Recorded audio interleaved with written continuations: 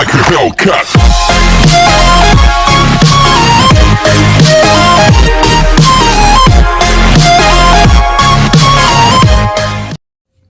Hi guys, so welcome back sa ating YouTube channel. So ito na yung ating chapter 5 para sa ating abstract algebra. So ito na yung pag-uusapan natin mula ngayong final term or let's say mula dito mag-start yung ating mga medyo masahaba pa or mas mga maganda idea. So andito pa rin yung idea ng mga asterisk, ng mga paano tayo mag-solve. So ano yung mga properties ng group, ganun pa rin siya. Okay, so let's have the dihedral group. Okay, so in our study of abelian group, we also look at some example of non-abelian group. So, tama naman. So, pinag-aralan si abelian group, actually, something na dinefine lang natin siya, tapos nagkaroon tayo ng mga example. So, nag-discuss din tayo about non-abelian group. Now, in this chapter, so, we focus our attention to an important class of non-abelian group. So, ito ay important class ng non-abelian group, the dihedral group. Okay, so, why? Dihedral group ang tawag sa kanya. Then, consider a square o say by the way back before tayo mag-start. So, paano ka ba ang dihedral group? So, ito ay usually group na kung saan, ito yung group of symmetry. Okay, so saan ang symmetry? So, for example, triangle. So, kunyari, sa triangle, ang gusto natin is something na, ang goal natin dito is something na, kunyari, meron tayong triangle, pag ni-rotate ko siya, dapat same pa rin, nape-preserve yung kanyang itsura. Okay, again, ang goal natin dito is to preserve yung kanyang itsura pero magbabago yung numbering, yung labeling kasi nililabel natin yung mga vertices ng mga triangle. So for instances, tulad na itong ginawa ko, actually hindi ako gumawa niyan. Okay, so may name dyan na may number yan, triangle yan. So yung design, huwag nyo nang pakialaman na. So talagang gumawa lang ako ng triangle. So this is an equilateral triangle. So 1, 2, 3. So pag binaliktad ko, 1, 2, 3. So ayun pa rin naman. So although ayun pa rin. So ito yung 1, 2, 3. Okay, so nagbaliktad. So again, ayun 1, 2, 3. So make sure na lagi yung 1 nandito. So 1, 2, 3. Okay. So ganito mangyayari. Pag inikot ko siya, so again kunyari tinwist ko siya, isang twist, preserve pa rin na siya ay triangle. Okay, so hindi nagbago, pero nagbago yung position. Bakit? Yung number is napunta dito, yung 1 na kanina dito napunta dito. Okay, so pag inikot ko ulit siya, nagbago yung position ng number, pero na-preserve yung kanyang shape. Okay, na-preserve yung kanyang itsura. Okay, same. Yan yung sa ating ginawa. Ngayon, sir, paano pa? So, balik ko ulit sumura sa starting. So, ito yung original position natin. Okay, so ganyan siya. Okay nga, what if nag-reflect ako? So, kunyari, nag-reflect ako along dito sa tree. So, reflection ang tawag doon. So, kunyari, nag-reflect ko siya, na-preserve pa rin yung kanyang itsura na pagiging triangle, pero nagbago yung position. Yung 1 kanina dito, napunta na dito. Okay, ngayon, what if, balik ulit sa umpisa, what if from 1, 2, 3, dito ka naman reflect sa 2. So, kung nireflect mo yung 2, hawakan mo lang yung 2 na yan, re-reflect mo lang ng ganun. Okay, ito yung nagpalit. Okay, na-preserve pa rin yung itsura. Si 2 na-retain. Okay, ganun yung ginagawa ng abstract, ng chapter na to. So, yun yung mga pag-aaralan natin, yung pagbabago-bago ng mga number o ng position ng number. So, let's say example dito sa rectangle, or sa square, square. Rather. So, hindi pwede rectangle. So, dapat equilateral triangle. Tanda na, equilateral triangle. Next is rectangle. So, dito, kunyari, inikot ko siya. Preserve pa rin na siya ay square. Okay, preserve yung kanyang shape o yung kanyang itsura. Pero, nagbago yung positioning number. So, balik ko kanina. So, what if, ni-reverse ko, kunyari, 1, 2. Preserve pa rin yung itsura, pero nagbago lang yung position number. So, yung 1 napunta na doon.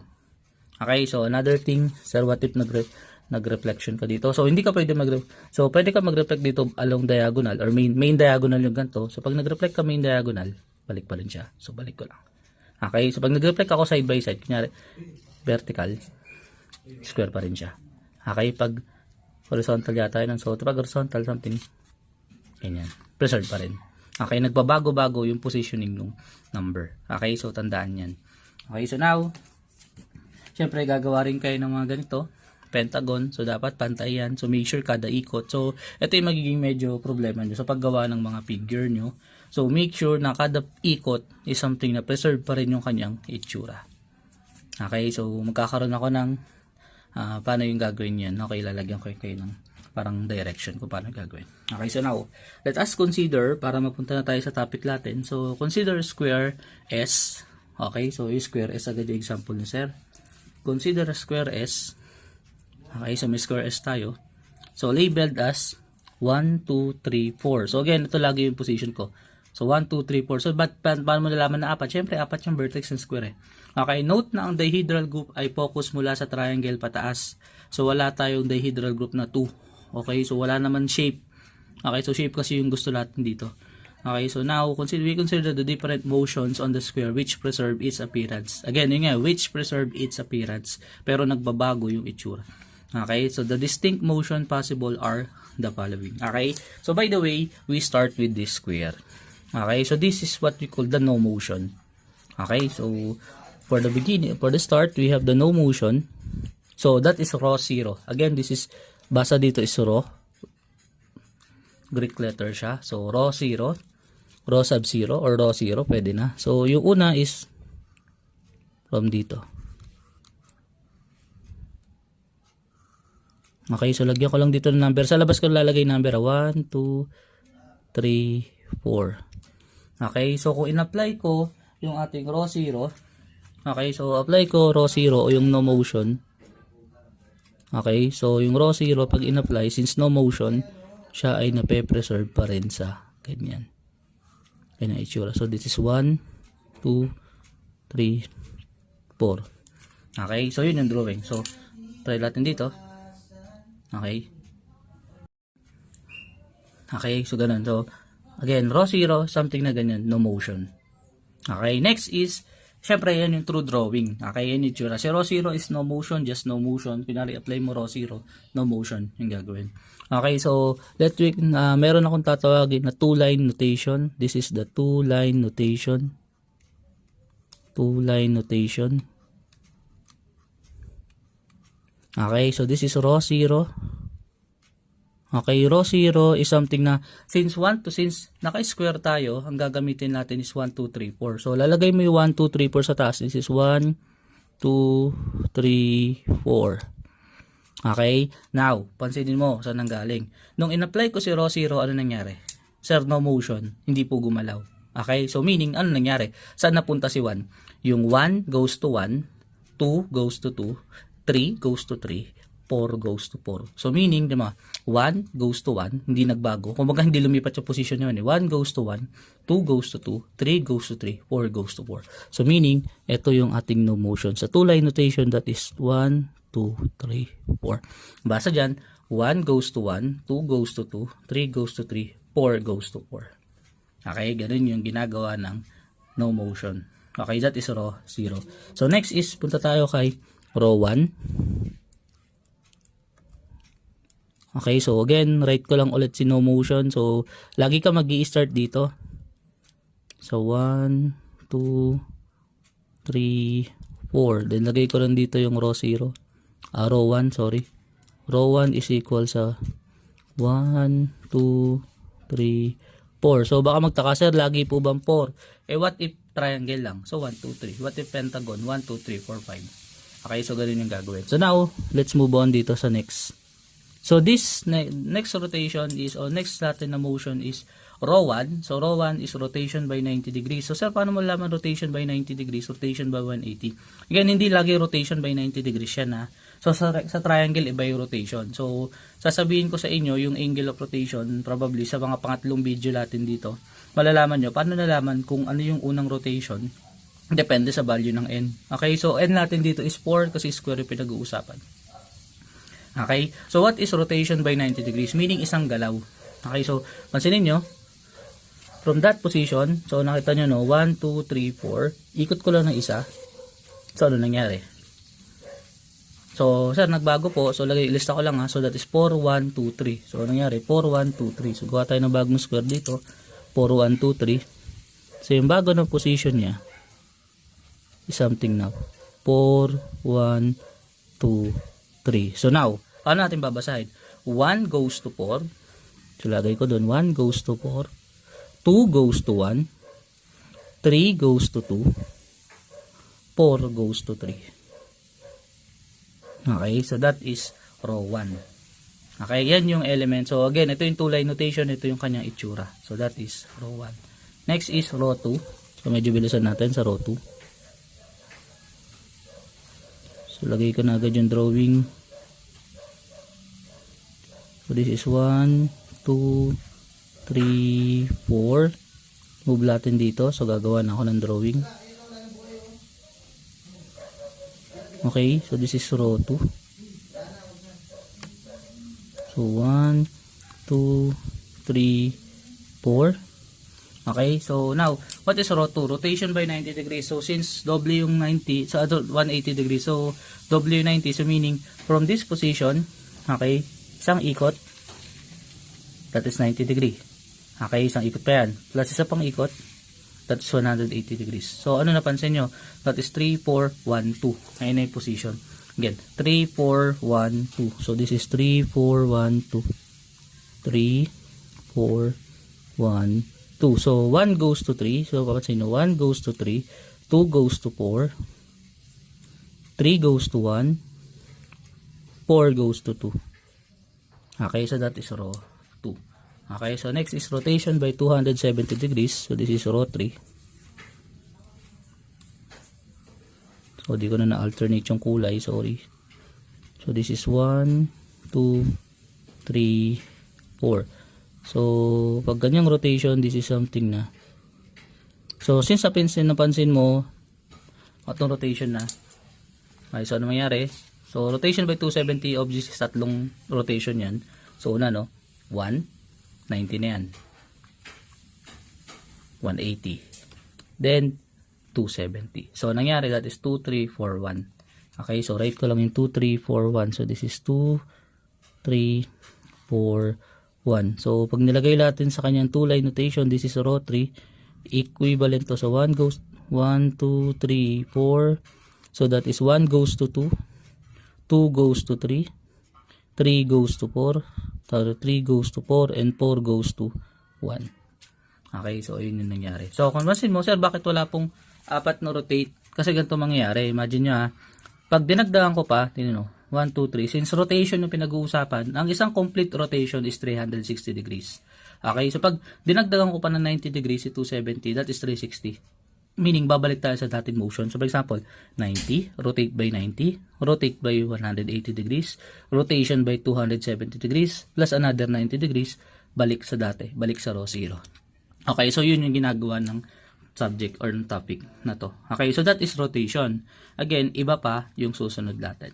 So, next is the view 1, which is the reflection along the vertical axis. Okay, again, reflection along the vertical axis. So, tignan ko lang ano ba yung rotation by vertical axis. Okay, so since vertical axis, ito yun.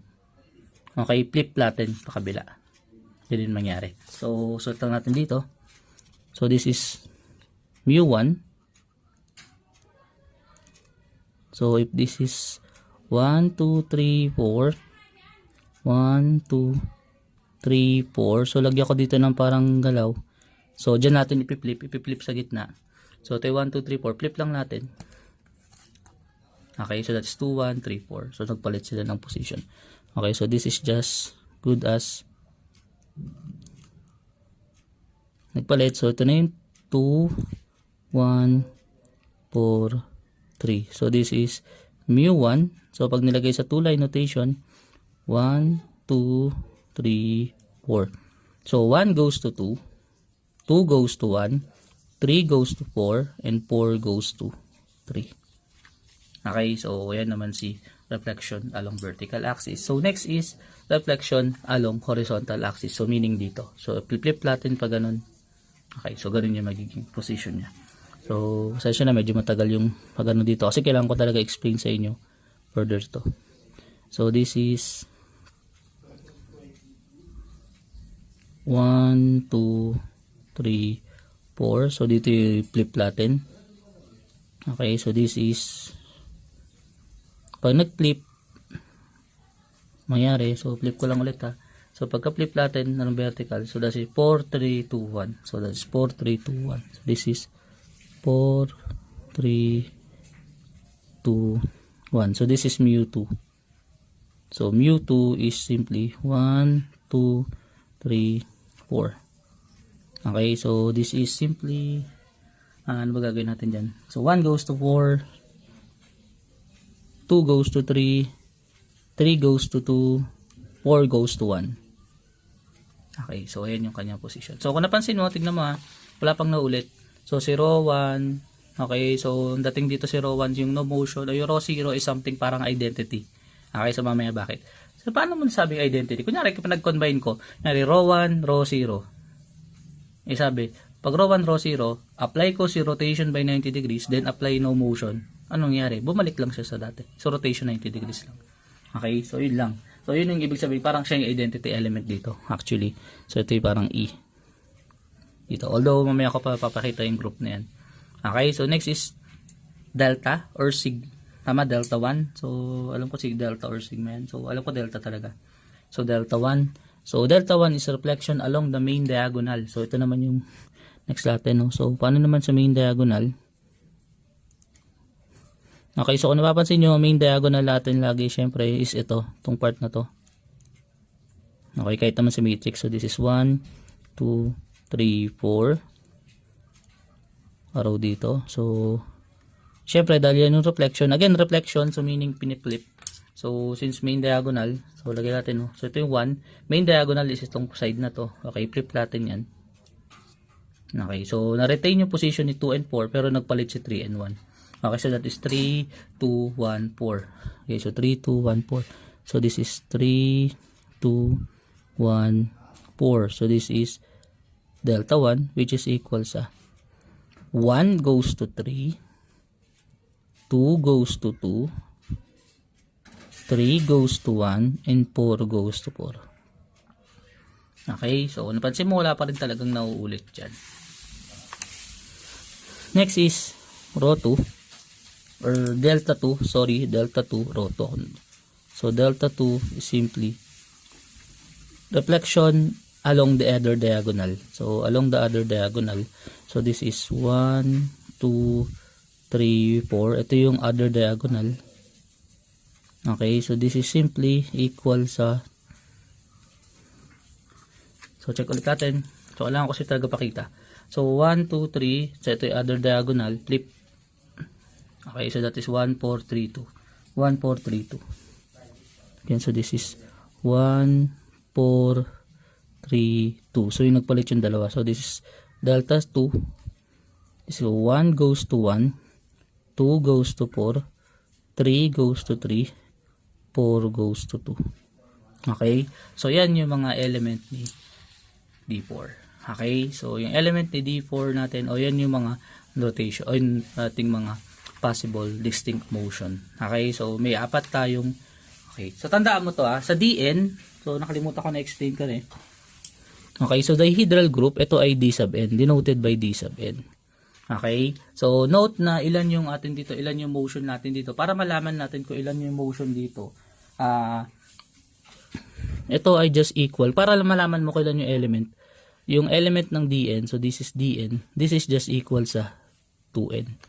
Okay, so meaning, since 4 to, kasi 4 yung n natin, D4, meaning, element niya is 8. Ngayon, dahil 8 yung element, hatiin mo yan sa dalawang klase. This is rotation. Okay, yung iniikot-ikot mo. Okay, and reflection. Okay, another, tandaan. Hindi sa lahat ng oras yung reflection is, pwede kang mag side by side. Tulad nito, pag square, kaya mo sa square sa square, pwede tayo mag-flip. Vertical, diagonal, vertical, horizontal, or diagonally something. Okay, what if naman kung 5 na? Okay, so imagine mo pag 5 na yung hawak ni sir, kunyari 5 na yan, okay, so pwede ka mag-flip dito, yes, ito diagonal, so side by side. Okay siya, so dito rin pwede. Okay, then dito pwede. Okay, kaso ilan pa lang flip yon? Isa dito, tapos isa dito, isa dito. Okay, dalawa doon. Okay, so kulang pa. So, meron pa tayong kulang na kung saan flip dito. Kunyari, sir, flip mo dito. Hindi pwede.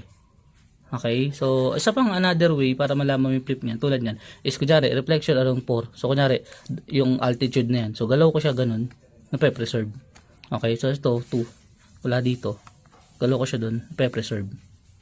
Okay? So, meaning, aside from yung flip na ganito, okay, agad na ganyan, meron pang iba. So, explain ko yun dun sa next video kasi ang importante ngayon is maintindihan nyo muna kung paano tayo mag-name. So, kung paano mag-name kung n is odd and even. So sa even madali kasi alam nyo na may ganito, no? So alam nyo may reflection along the horizontal and vertical and main diagonal and diagonal. Pero hindi lagi kasi paano pag 8? Paano pag 6? Okay, kasi sa 6 iba na eh. So tulad sa 6. Okay, so pwede ako mag-flip dito.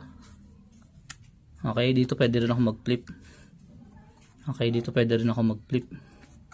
Okay, then syempre, ano pa pwede ko flip? Itong part na to. Okay, tapos ito pang part na to. Flip. So, yun yung mga pwedeng i-flip pag syempre pag dami. So, hindi mo kaisipin mo sa dalawang main diagonal, dalawang diagonal tapos dalawang horizontal, dalawang axis lang. Hindi. Kasi depende. Tulad nito, tatlo yung axis nito, tatlong axis yung mapi-flip mo. Tapos, tatlo yung diagonal din nito. Okay, kasi siya ay 6. So, 6 din yung rotation. Okay, so next is hindi lagi row 1, row 0 yung mga ginagamit. Pero usual talaga is row 0, row 3, mu1, mu2, delta, delta 2. Okay, so tandaan nyo yan. So tuturo ko na lang din sa mga next video kasi ang importante talaga dito is napakita ko sa inyo ano ba yung essence nung gagawin natin. Okay, so again, naintindihan nyo na kung paano tayo binubuo itong mga elements nila. Okay, so ito yung two-line notation. Probably dito tayo mag-solve. So, pwede naman tayo mag-solve dito. Papakita ko rin naman. Pero mas madadali yung kapag dito tayo nag-solve. So, now, let's move on. So, let D4 be the set containing row 0, row 1, row 2, row 3, mu1, mu2, delta 1, and delta 2. And define the operation asterisk to be the composition of motion. Again, composition of motion. So, composition of motion is that simply row 1 asterisk mu1 is just equal sa mu1 compose row 1. Okay, so example lang row 1 asterisk mu1 is just equal sa mu1 compose p1. So magbabaliktad. Okay, so paano yung ginagawa nito? Sir, anong ibig sabihin nung gagawin natin or yung composition of motion? So ang ibig sabihin nitong row 1 asterisk mu1. Okay, so basahin ko na lang na. So for example, ito, ang meaning nito is rotation by 90 degree, kasi una yung mu1, row 1, sorry, rotation by 90 degree, okay, rotation by 90 degree, followed by a reflection along the vertical axis. Okay, again, rotation, so meaning nito is rotation by 90 degrees, followed by reflection, followed by reflection along the vertical axis, followed by reflection along the vertical axis. So ito rin yung ano ni Sir, hindi porket, tandaan nyo to, so hindi porket alam mo ang vertical axis is something na ang vertical axis, kung ano na yung naiiwan niyang position. So, explain ko lang Sabi nito,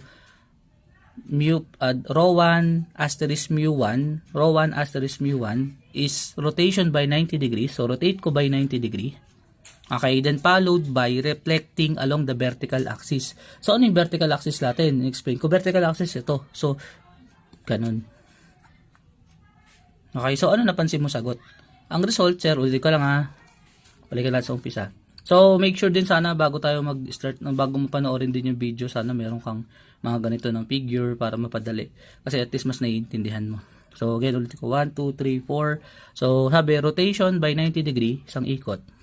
Then, followed by reflection along the vertical axis. Kasi, sir, ang alam ko pong vertical axis kanina, ito po yung piniflip ko. Ang nagpapalit po, si 4, 3, saka si 1, 2. Hindi ganun. Susundin natin yung motion, hindi yung numbering. Again, motion, hindi yung numbering. So, since aware ako, kunyari, ganito yung position. Ganyan yung position. Tapos sabi, rotation by 90 degrees. Siyempre, naisip mo, hindi na, tapos na, okay na. Hindi. So, since ganyan na yung position, rotate mo pa rin by 90 degrees. Okay, motion yun. Yung motion yung sinusunod. Yung row 1 up to row 3, then yung mu1, mu2, delta 1, delta 2, sila ay mga motion. Sila ay susundin natin. Hindi yung mismong numbering nila. Okay, tandaan yan. Okay, sila to lang talaga in general. So again, ulitin ko lang to. Rotation by 90 degrees followed by reflection along the vertical axis. So this is rotate. Okay, then vertical axis. So ano naging sagot? That is, so naging result dito is something na Basta ko lang ha. So, this is 1, 4, 3, 2. Ano yun? Ano yung 1, 4, 3, 2? Hanapin natin. 1, 4, 1, 4, 3, 2. Ito yun. So, that is delta 2. Okay? So, ganun yung way kung mag-a-asterisk tayo through ganyang solving.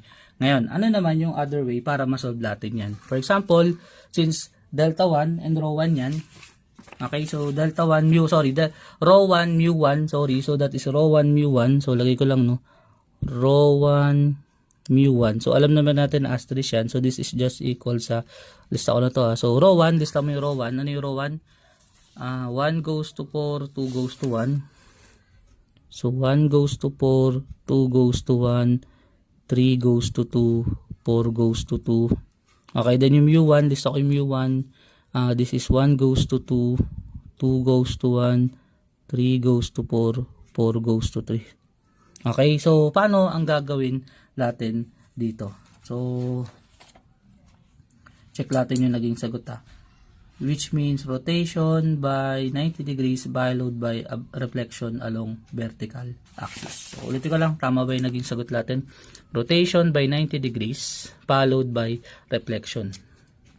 Okay, so naging sagot is 1, 4, 3, 2, in which that is delta sub 2. So, check natin dito ano yung mangyayari.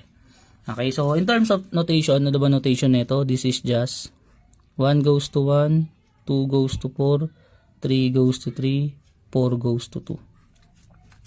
Okay, so ngayon, anong gagawin natin dito? So, ang ibig sabihin ng susolve natin, di ba? Rho 1, delta 1. So, hindi ko na pinagpalita. So, pwede mo naman pagpapalitan actually. Ito yung composition. Pero ito yung essence ng susolve natin. So, rho 1, mu 1, mag-i-start ka dito sa second. Again, mag-i-start ka dito sa second. Okay, so tandaan yung magiging basa. So, nakita ko dito 1 goes to 2. So, nakita ko dito sa second, 1 goes to 2. Okay, so nakita ko 1 goes to 2. Punta ka sa 2 doon. 2 goes to 1. 2 goes to 1. So, meaning, lalagay ko yung sagot. So, this is 1 goes to 1. Again, ulit. 1 goes to 2. So, 2 na ihawak ko. Punta ka sa kabila, 2 goes to 1. So, 1 goes to 2, 2 goes to 1. 1, 1. Okay, next is 2 goes to 1. So, punta ka naman dito sa 2. 2 goes to 1. Okay, 2 goes to 1. 1 goes to 4. Okay, again, 2 goes to 1. Punta ka sa 1. 1 goes to 4. So, this is 1 goes to 4. So, this is 2, 4. Next, si 3. 3 goes to 4. So, 3 goes to 4. Then, 4 goes to 2. Okay, so sa kabila, 4 goes to 2. So, 3 goes to 4, 4 goes to 2. So, that is 3, 2. Okay, then lastly, we have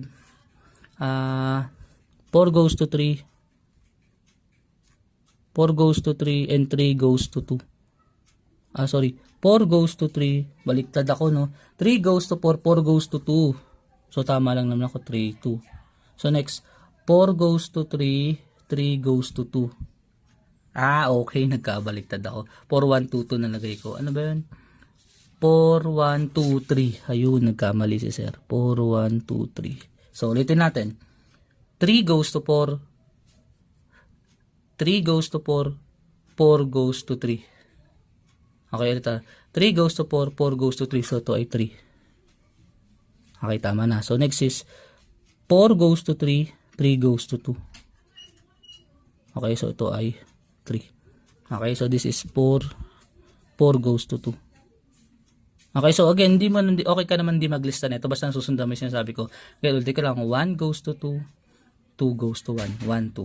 2 goes to 1, 1 goes to 4, 4. 3 goes to 4, again, 3 goes to 4, 4 goes to 3, 3. 4 goes to 3, 3 goes to 2, 2. Okay, so tingnan nyo, parehas ba ang sagot? Yes, sir, parehas po. Okay, ngayon, bunot pa tayo ng iba dyan, magic bunot pa tayo dyan para sa ating mga other example. Para mas maintindihan nyo. So again pwedeng dito mo gawin. So ito medyo nakakatagal dito. No? Imagine mo ulit-ulitin mo gagawin bla bla bla. Itong lito ka na sa buhay mo eh. So medyo nakakalito yung part na yun. Kaya nga ito yung binigay kong gagawin na mas madali. So for example, kumuha tayo ng 2. So kunyari, mu 2 tapos asterisk delta sub 2. Okay, so isa-solve muna natin literal by number or by solution. So mu2, so ano yung mu2? Mu2 is 1 goes to 4. So 1, 2, 3, 4. So this is 4, 2, 3. 4, 3, 2, 1. 4, 3, 2, 1. Then delta sub 2, this is just 1, 1, 2, 4, 3, 3, 4, 2. Okay, so pwede ganito maging solution mo. Ilagay mo na yung 1, 2, 3, 4. Kasi naman yung sasagot mo eh. Okay, ngayon start tayo sa dulo. 1 goes to 1, punta sa 1. 1 goes to 4. So 4. Okay, next. 2 goes to 4. 4 goes to 1. Try ko dito. Next. 3 goes to 3. So, sorry dito. 3 goes to 3. 3 goes to 2. So 2. Next. 4 goes to 2. 2 goes to 3. So 3. Okay, so ano yung 4, 1, 2, 3 sa ilalim? Ano yung 4, 1, 2, 3 sa ilalim? So check natin what is, ayun, 4, 1, 2, 3 sa ilalim, that is row 1. So ang sagot daw dito is row 1. So rotation by 90 degrees. So check natin kung tama na row 1 ang sagot. So ang sabi, mu2. So ano si mu2? Mu2 is reflection along the horizontal axis. So flip natin doon, no? Reflection along horizontal axis, flip natin na pag ganun. Das after, no, delta sub 2. No, delta sub 2 is reflection along diagonal pag ganun.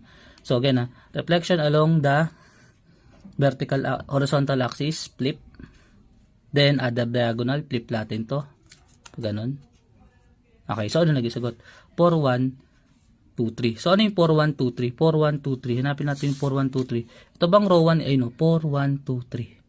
Okay, 4, 1, 2, 3. Kung nakapansin mo, that is 4, 1, 2, 3, that is row 1. Okay, so tama. So sir, anong essence nito? Ito lang yung parang yung composition, ito na yung ginagawa natin dito. Yung 1 goes to 2, 2 goes to 1, ayun na yung composition. So again, pwede mo namang hindi na ilagay ito. Okay, so ang objective ko lang is para ma-show sa inyo paano natin ginagawa yan. Okay, so again, ang sagot dito, ang pinaka-solution natin, pwede kang gumamit ng drawing or pwede kang gumamit nito. Okay, pero syempre mas mabilis to. Kasi titignan mo na lang. And then, ayan yung mga element nila. Okay, so again, bago ko end yung video, note that D4 is called the dihedral group of order 8 or the octet group. So, the group table for D4 is shown below. So, yun, hindi ko nga na sulat ng lino. Sa next video ko na pag-uusapan yun. So, again, may group table to, meaning bubuoy na. Dahil alam natin group siya, syempre dahil na susunod niya yung ng group natin. Okay? So, proceed tayo dun sa ating next video. Again, thank you for watching. Hoping na nag-gets mo yung idea. Again, may dalawang way ng pag-solve. It's either gawin mo through images dito. Okay, so ito pwedeng gawin mo pang check na lang. Kasi mas sure tayo pag sinusolve ng ganito eh. And lagi ka magi-start dun sa next. Dun sa pangalawa. Dun na sa nasa right side. Tandaan yan. Lagi ka magi-start dun sa nasa right side. Okay, so hoping na nagets mo yung idea. So I guess pwede pa naman siguro ako mag-example isa pa. Ayoko naman kasi tapusin yung video ng hindi pa nadadagdagan. So dagdagan natin. Isa lang. So kasi baka sa isipin nyo hindi possible yung ibang gagawin na siya. Okay, so kunyari isip ako no. Kunyari row 3 mu1 delta sub 2. Okay, so possible yan. Okay, so gawin muna natin yung ginagawa ni row 3. Si row 3 is 270 degrees. So tatlong ikot. Row 3 muna tayo no 270. So 1, 2, 3. Okay, so ayan yung position. Next is mu1. Okay, so mu1 is along vertical axis. Flip. Okay, next delta sub 2. Delta sub 2 is other diagonal. Flip. Okay, so ano naging sagot? 3, 4, 1, 2. Okay, 3, 4, 1, 2. Yung result niya in terms of drawing, this is sagot is 3, 4, 1, 2. So now, solve natin, i-verify natin kung tama yan. Okay, so check natin ano yung row 3. Row 3 is something na basta lang natin. Row 3. So hindi ko naman sinasabing kabisado mo to dapat kasi yung mga element kasi okay lang naman yan. So row 3 is something na row 3, 1, 2, 1, 2, 3, 4. So this is 1, 2, 3, 4. So si row 3 is 2, 3, 4, 1. 2, 3, 4, 1. Next is si mu1. Si mu1 is 2, 1, 4, 3 yung ilalim. 2, 1, 4, 3 yung ilalim. So this is 2, 1, 4, 3 yung ilalim. So this is 1, 2, 3, 4. Then lastly si delta sub 2. Delta sub 2 is 1, 4, 3, 2 yung ilalim. 1, 4, 3. Ito yung ilalim. So, this is 1, 2, 3, 4. So, sir, paano po isolve dyan? Isa-isahin po. Pwedeng ganito. So, pwedeng isolve mo 1 goes to 1, 1 goes to 2, tas 2 goes to 3. Okay, kumbaga sagad hanggang dulo. Okay, pwede naman i-group mo. Yan muna unahin mo. Pero, mas suggested or highly recommended ko gawin natin isolve yung ganito. Okay, so yung result dito is something na 1, 2, 3, 4. Okay, so dinagdagan ko na talaga actually. 1 goes to 1. Okay, 1 goes to 1, 1 goes to 2, 2 goes to 3. So, 3 dito. So, nakikita mo naman, 3 una doon. Next, 2 goes to 4, 4 goes to 3, 3 goes to 4. So, 4 dito. At nakikita mo naman na 1 goes to 3, 3 goes to 2, 2 goes to 4 yun. Next is 3 goes to 3, 3 goes to 4, 4 goes to 1. So, this is 1. At nakikita mo yung 1 sa taas na yun. Lastly, 4 goes to 2, 2 goes to 1, 1 goes to 2. At ito ay 2. Okay, which is, ano to? Ano yung 3, 4? Ano yung image na 3, 4, 1, 2? That is row 2. Okay, note na this is row 2. So, pareha sila. Okay, so again, walang limit dito sa pag-solve sa asterisk. So, tandaan lang yung positioning. Okay, huwag ka malilito dahil nagpalit dahil sa composition. Yung composition is yung operation na ginawa natin. Yung 1 goes to 2, 2 goes to 3, something na ganun. So, within which pwede naman ganito na lang. Since asterisk naman, row 1, mu1. So, solve mo lang yung mu1. Mula sa mu1, pabalik doon. Okay, so again, thank you for watching. Sorry kung dinagdagan ko pa kasi kailangan ko talagang ipakita sa inyo kung yung mga possibility nito. So, hoping na may natutunan ka.